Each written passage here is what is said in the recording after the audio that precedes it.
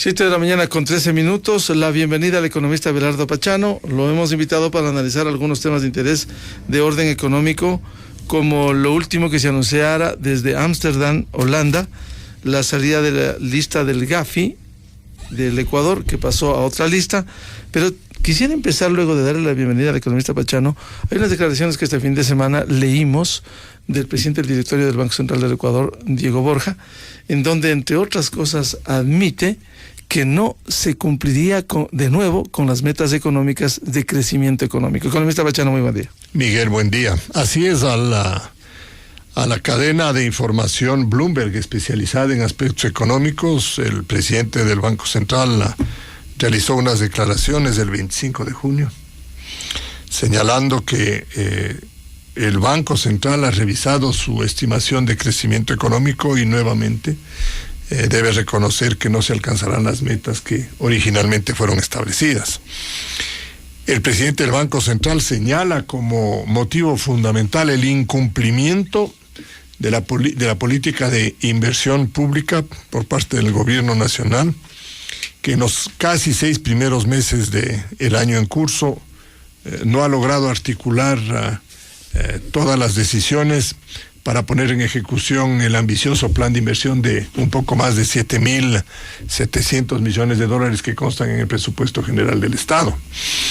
El presidente del Banco Central señala que en los primeros 6 meses apenas se ha logrado poner en ejecución la 4ª parte del programa de inversión pública y que en virtud de ello considera que no se podrán alcanzar las metas establecidas. No señala la nueva meta, pero lo que sí dice y advierte es que con esta forma de manejo del presupuesto del Estado, indiscutiblemente que las metas de carácter social tampoco serán alcanzadas. Consecuentemente, un incumplimiento en los planes que tiene el gobierno. ¿Por qué condiciones? ¿Faltan recursos? ¿Falta financiamiento? ¿Qué es lo que está pasando? Yo creo que como lo hemos venido advirtiendo a lo largo de los meses anteriores, Miguel, el Estado ecuatoriano tiene indiscutiblemente una baja capacidad de ejecución de obra pública, de inversión pública. Eso lo hemos visto a lo largo de los años y yo no creo que se haya resuelto ese problema estructural. Las propuestas iniciales de realización de inversión pública a la final no son ejecutadas en la magnitud en la que proponen los gobiernos. Normalmente se ejecutan 70-75% de los programas de inversión. Pero en el año 2010, el deterioro en el nivel de ejecución es muchísimo mayor. Estaríamos hablando, si es que proyectamos esta información y continúa manejándose el Estado con los parámetros del primer semestre, de que se llevará a cabo solo la mitad del programa de inversión que estuvo originalmente programado, es decir, que en lugar de 7.700 millones, estaríamos hablando de aproximadamente unos 3.700, 3.800 millones de dólares, que es absolutamente insuficiente para poder sostener una economía en crecimiento y peor de la dimensión que originalmente plantearon las autoridades económicas, en especial en la elaboración del presupuesto del Estado, cuando consideraban que en este año la economía ecuatoriana tenía un repunte de crecimiento de todas las actividades productivas que podría llegar a un nivel cercano al 7% anual. Economista Pachano, ¿cuál es la explicación? Si en este gobierno se ha contado con ingentes recursos para la inversión pública, si se ha asignado esta serie de recursos, ¿qué es lo que está pasando? ¿Falta de financiamiento, falta de recursos, falta de agilidad, falta de eficiencia, mala calidad del gasto? ¿Qué está pasando? A ver, yo creo que el primer elemento es el que comentábamos, Miguel. Creo que la organización del Estado, la nueva estructura configurada por este gobierno es demasiado ampulosa. Hay una multiplicidad de ministerios, hay una cantidad de normativas establecidas, inclusive que buscaron flexibilizar los sistemas de contratación, como es el caso de la obra pública vial, en la cual el sistema de contratación directa está sometido a serios cuestionamientos por parte de algunos grupos políticos en el Congreso Nacional. Pero a pesar de todo ello, yo creo que hay una deficiencia estructural manifiesta en el Estado ecuatoriano. El segundo elemento, la limitación financiera. El déficit fiscal originalmente establecido en el presupuesto supera, o mejor, el desfinanciamiento del Estado, para ponerlo en términos mucho más precisos, supera los 4.500 millones de dólares y no hay fuentes que uno pueda decir se visualizan, están al alcance del Estado ecuatoriano. El mercado internacional privado está cerrado para el Ecuador, algunos multilaterales no están operando, como el caso del Banco Mundial. Hay otros multilaterales que tienen algunos puntos difíciles o delicados en las relaciones con el caso del Ecuador, como el tema del BID y el aeropuerto de Quito, que de alguna forma están poniendo limitaciones al acceso de recursos financieros por parte del Ecuador. De tal manera que uno ve que hay problemas de financiamiento del presupuesto que están incidiendo en el nivel de ejecución del programa de inversión pública. Y el tercer elemento, Miguel, es el hecho de que dentro del concepto de inversión pública se han incorporado una serie de erogaciones de pagos por parte del Estado ecuatoriano que difícilmente se les puede catalogar como tales. Yo he encontrado partidas presupuestarias dentro del rubro de inversión pública que tienen que ver, por ejemplo, con la dotación de uniformes para los atletas o deportistas que salen del Ecuador, que me parece a mí es un ejemplo. El valor es pequeño, por supuesto, pero es un ejemplo de la distorsión conceptual de lo que debemos entender por inversión. Compra de uniformes o pago de pasajes para la movilización de deportistas o atletas no tiene nada que ver con inversión pública, ni genera la repercusión de lo que es el concepto de inversión. Es cierto, al deporte hay que apoyarlo, al deporte hay que ayudarlo, a los deportistas hay que darles sustentación, pero hay que colocar las cuentas en el sitio en el que les corresponde.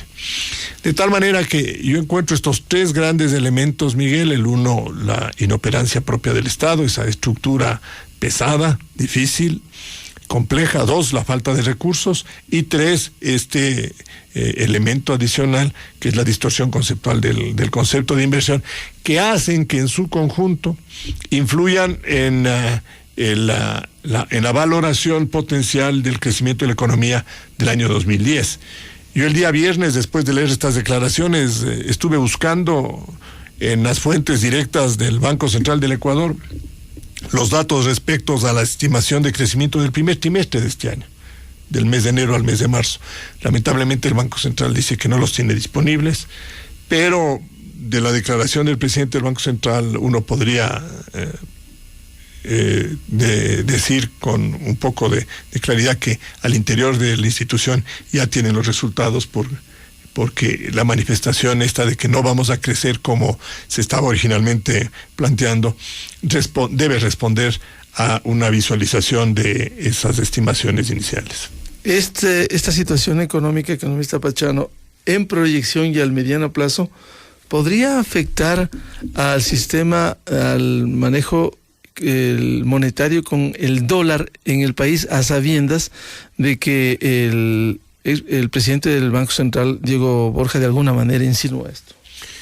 Claro, y la declaración al final tiene un párrafo que me parece a mí por lo menos inconveniente o imprudente, en donde dice que uno no sabría decir qué puede pasar con la dolarización en el futuro, pero para salir de ella hay que tener instituciones monetarias muy fuertes, y eso no lo tenemos en este momento. La dolarización y yo diría los elementos centrales que le adornan y que le sustentan a la dolarización están todavía ahí, para fortuna de todos nosotros. No creo que podamos señalar algún aspecto más allá del problema del déficit fiscal, que yo creo que es un elemento distorsionante evidente de muchas de las actividades económicas del país, y que genera problemas de diversa naturaleza. Pero más allá del déficit fiscal, que es grave, que es malo, que lo hemos cuestionado con insistencia, Miguel, las otras actividades, sectores, indicadores, yo diría están en una posición relativamente adecuada como para uno preocuparse respecto del futuro de la dolarización en el Ecuador. El nivel de competitividad del sector exportador se mantiene. La balanza comercial se ha deteriorado indiscutiblemente. Yo creo que ese es un tema que habrá que mirarlo en el futuro, pero todavía está en condiciones de un manejo razonable.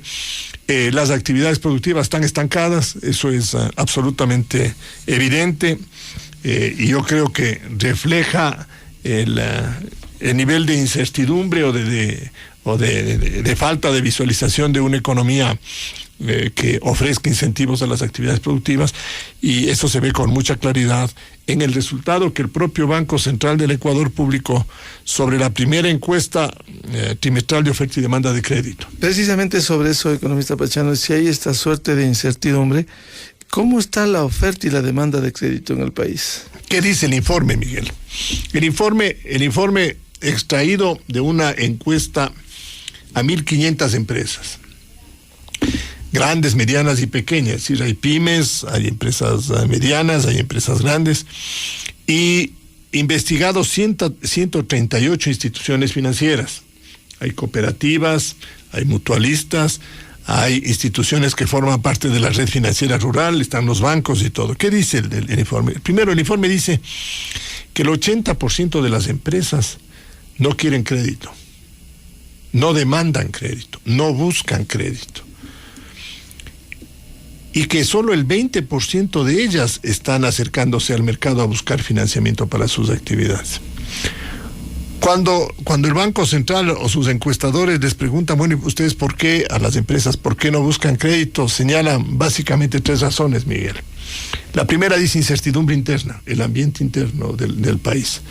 La segunda dice la situación internacional, la crisis internacional. Y el tercer elemento es que tienen recursos suficientes, tienen capital de trabajo propio.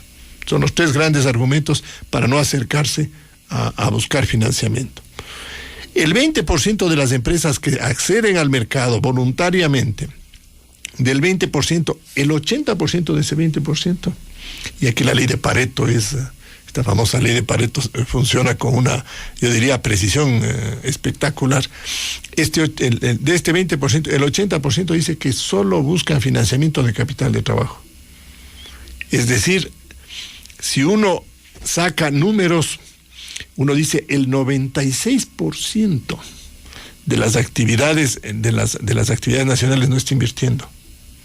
Primero porque el 80% no busca crédito, y porque el 80% del 20% solo lo hace para capital de trabajo. Es decir, la inversión en toda esta encuesta no existe. No hay inversión privada. Nosotros le habíamos venido manifestando esto por la percepción que uno tiene del acontecer diario, de las actividades diarias en el sistema financiero. Pero con esta encuesta del Banco Central se confirma, y los números son contundentes. Son contundentes. Es decir, son porcentajes de una proporcionalidad enorme. 80% no quieren crédito de las empresas, y el 20% de las empresas solo buscan capital de trabajo. De tal manera que si no hay inversión, Miguel, y si la inversión pública también está retraída, esta economía no crece y no tiene futuro. No está funcionando.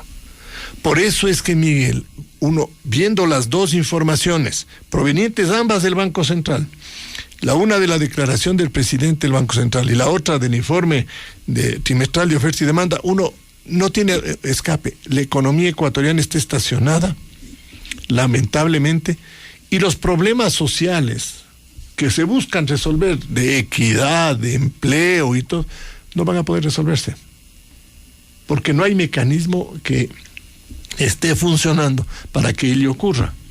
¿Y cómo se puede revertir esto? Con un cambio profundo en la concepción de la política económica, Miguel. Aquí el propio informe, este propio informe trimestral dice que no hay restricción de crédito. Porque uno también podría decir, las empresas no están buscando, pero tampoco hay recursos. Entonces, no, el informe dice que no hay restricción de crédito, que hay disponibilidad de crédito, que incluso las facilidades crediticias han mejorado en su presentación. Uno puede acceder con mayor facilidad a obtener crédito perdonen la redundancia, pero a obtener crédito en el sistema financiero, con la única excepción del microcrédito, en donde las restricciones establecidas por la autoridad del gobierno lo que ha hecho es desplazar a los pequeños microempresarios o artesanos del sistema financiero normal al mercado informal. Y sobre eso el diario El Comercio la semana pasada sacó unos informes respecto a la violencia que hay un tipo de violencia que existe, explicada por la existencia de los churqueros. Entonces, Miguel, las noticias no son buenas, no son agradables. Tenemos un poco más de información oficial respecto al tema, pero creo que está clarificado. A la economía ecuatoriana no le han faltado recursos desde el punto de vista privado. Lo que le falta son incentivos, es decir, definiciones bien claras por parte del gobierno de cómo sostener a las actividades privadas con reglas que se estabilicen y que no se los esté cambiando cada año o cada momento. En esta situación económica, economista Pachano, la semana anterior Corpey, con datos del Banco Central del Ecuador, entregó el informe respecto de las exportaciones. Y ahí, entre otras cosas, podemos mencionar el 2009, según estos datos oficiales, las exportaciones totales ecuatorianas decrecieron con respecto al 2008 en un 25,6%. Y podemos citar algunos datos de las exportaciones tradicionales, no tradicionales, la caída de la balanza comercial no petrolera. ¿Qué refleja esto? Claro, ese es un problema estructural, Miguel, que quienes hoy día están en el gobierno lo criticaron con mucha fuerza años atrás y decían que una de las grandes debilidades de la dolarización es la persistencia de este fuerte déficit comercial no petrolero, que ahora se ha agravado, se ha ampliado. El año 2009 es un año complicado de analizarlo, Miguel, porque desde el punto de vista de valoración de las exportaciones la caída no es mayor, pero desde el punto de vista de volumen, realmente los resultados sí son malos. Ese 25% de que habla el informe de Corpey es que estamos vendiendo menos producción. No estamos aprovechando de las condiciones del mercado internacional, porque no es un problema de precios, Miguel, es un problema de producción. El mercado internacional de nuestros principales productos está trabajando en buenas condiciones. El problema es que como no hay incentivo a la producción, como no hay un incentivo a la inversión privada, nosotros estamos dejando de aprovechar, estamos perdiendo estas grandes oportunidades que se nos presentan en los mercados internacionales. El petróleo lo hemos señalado en varias intervenciones. Es un ejemplo clarísimo cómo la exportación petrolera privada ha caído a lo largo de los años, porque si no arreglan los contratos petroleros, Miguel, que parecería ser, la fórmula empieza a perfeccionarse con esta nueva gestión ministerial, pero si no arreglan eso, las empresas petroleras que saben que tienen un horizonte de recuperación de largo plazo simplemente no ponen sus recursos en riesgo en la economía nacional. Y las otras actividades, las actividades privadas, en donde tenemos productos básicos y también tenemos una gran diversidad de productos industrializados. La verdad es que todas esas actividades están buscando otros horizontes para poder desarrollarse y no lo están haciendo en el Ecuador. Ni ha mejorado en este sentido la economía ecuatoriana, y tampoco vemos que se ha buscado nuevos mercados, porque sigue siendo el peso específico mayor, por ejemplo, Estados Unidos o en el caso de la Unión Europea. Es que cambiar eso, Miguel, es bien difícil. Por eso no es importante lograr acuerdos. Claro. Miguel, es que una modificación estructural en los flujos de comercio requieren décadas, no años, décadas, Miguel, porque tienen que confluir, tienen que acercarse los intereses tanto nuestros de buscar nuevos mercados como el aparecimiento de esos mercados. Yo comentaba en alguna oportunidad que, por ejemplo, en la China pasará muchísimo tiempo para cambiarles el gusto del té a la Coca-Cola. Indiscutiblemente que la Coca-Cola está vendiéndose en China, pero el principal producto o el principal refresco en la China es el té.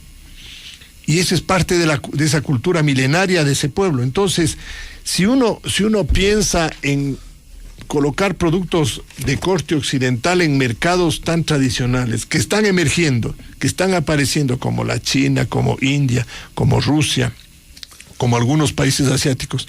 La verdad es que nos va a costar algunos años de esfuerzo, pero mientras tanto debemos explotar ya los vínculos comerciales que tenemos establecidos y consolidados a lo largo de tantos años, desde la época de la independencia, en donde fuimos nosotros construyendo una relación primero con Europa y luego con los Estados Unidos, porque la verdad es que nuestros principales mercados de exportación fueron los europeos y después fueron los americanos. Entonces, en ese sentido, uno no entiende por qué el Ecuador le pone tanto reparo a llegar a acuerdos comerciales con esas dos grandes, yo diría, estructuras económicas mundiales. Economista Pachano, dentro de este panorama y estas perspectivas, el viernes último se anunció que por gestión del procurador en Holanda se ha logrado pasar de una lista a otra lista en el caso del Gafi.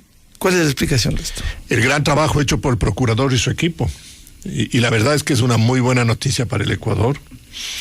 Era difícil conseguir que en un plazo tan corto se pueda reversar una decisión tan conflictiva, complicada, con aristas que podían, y de hecho estaban molestando mucho en las relaciones económicas internacionales del país.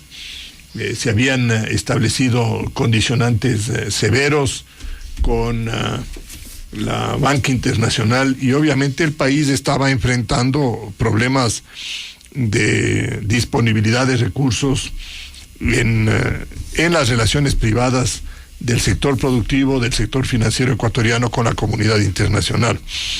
El trabajo hecho por el procurador, por todo su equipo, la dedicación, inclusive en este caso de la Junta Bancaria, que también expidió algunas decisiones asumiendo sus responsabilidades, es realmente digno de mérito. Han resuelto un problema en un plazo bastante corto y han conseguido que al Ecuador se le excluya de esa calificación. Esto yo creo que a lo largo de las próximas semanas va a permitir que se flexibilicen los condicionantes que fueron establecidos a inicios de este año, y demuestra que cuando un país quiere realmente tomar decisiones responsablemente y actuar en consonancia con ello, lo puede hacer. El Ecuador ha salido de esa lista horrible que estaba.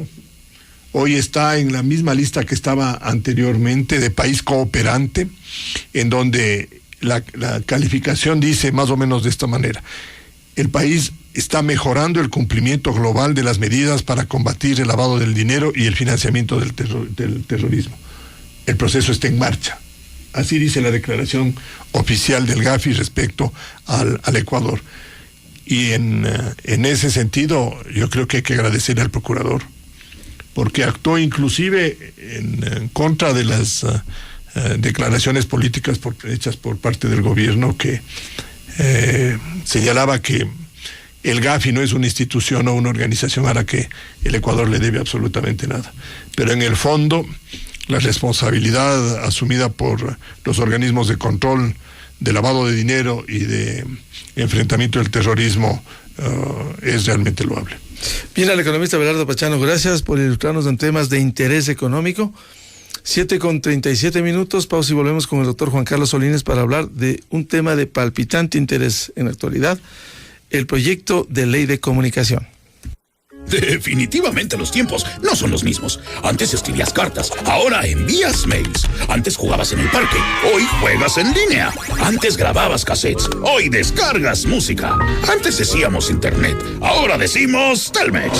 Y es que Telmex le dio un giro al internet. Contrata 512 kbps por $18 y 1 mega por solo $29.90. Además, recibe una línea telefónica sin pensión básica, pagando solamente lo que hablas, incluida la instalación y un módem Wi-Fi completamente gratis. Contrata ya al 505.000 y empieza a disfrutar de la mayor velocidad al mejor precio, solo con Telmex. ¡Wow! Aplican condiciones y restricciones. Precios no incluyen IVA. Para mayor información visita www.telmex.com.es. Atención. Ya está abierta la Feria Quito Construcción 2010. En 5 días encontrará la principal exposición de materiales, insumos y acabados para la construcción, proyectos inmobiliarios, vehículos, financiamiento, muebles y decoración. La 17ª Feria Quito Construcción, del 7